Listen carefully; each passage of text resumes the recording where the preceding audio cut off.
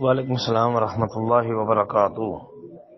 محترم بھائی لکھتے ہیں جی، ایک شخص جس نے ظہر کی مکمل نماز امام کے ساتھ ادا کی لیکن آخری رکعت میں اس کا وضو خطا ہو گیا،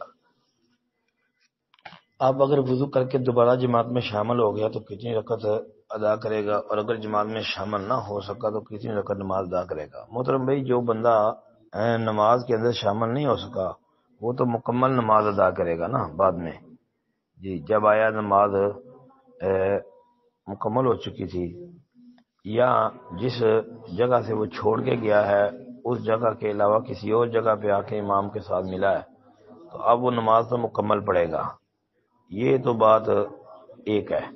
دوسری بات جو ہے نا کہ نمازی کا وضو ٹوٹ گیا اور وہ وضو کرنے کے لیے گیا، جس حالت میں وہ نماز سے نکلا تھا اگر تو اسی حالت میں واپس آ گیا ہے تو اب نماز وہ مکمل پڑے گا، نئے سرے سے بنیاد رکھے گا، یا ادھر سے ہی نماز کو جاری کر لے گا جہاں سے اس نے چھوڑا تھا؟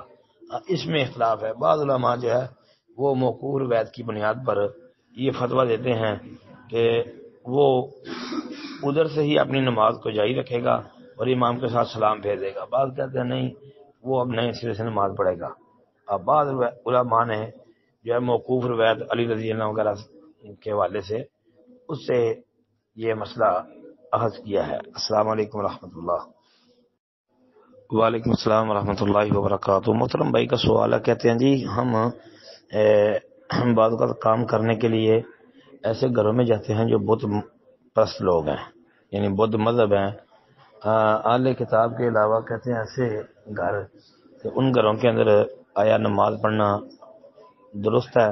محترم بھائی ایک بات تو یہ یاد رکھیں، جہاں پر آپ نماز پڑھیں سامنے کوئی بت وغیرہ نہ پڑا ہو جی تو نماز درست ہے۔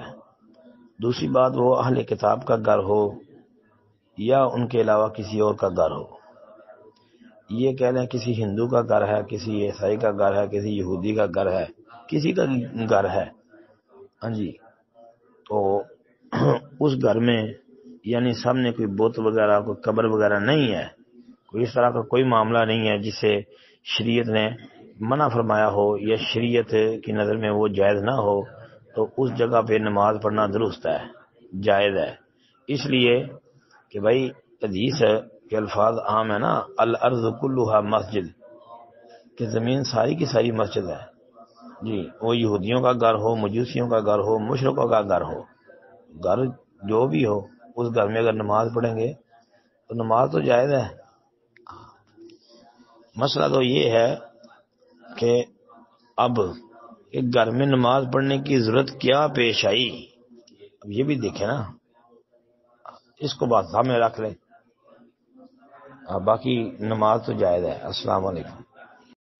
السلام علیکم ورحمۃ اللہ وبرکاتہ۔ محترم بھائی نے یہ پوسٹ بھیجی ہے، جس نے کتاب میں مجھ پر درود پاک لکھا تو جب تک میرا نام اس میں رہے گا فرشتے اس کے لیے استغفار کرتے رہیں گے۔ کہتے ہیں جی اللہ کے رسول کا یہ فرمان ہے،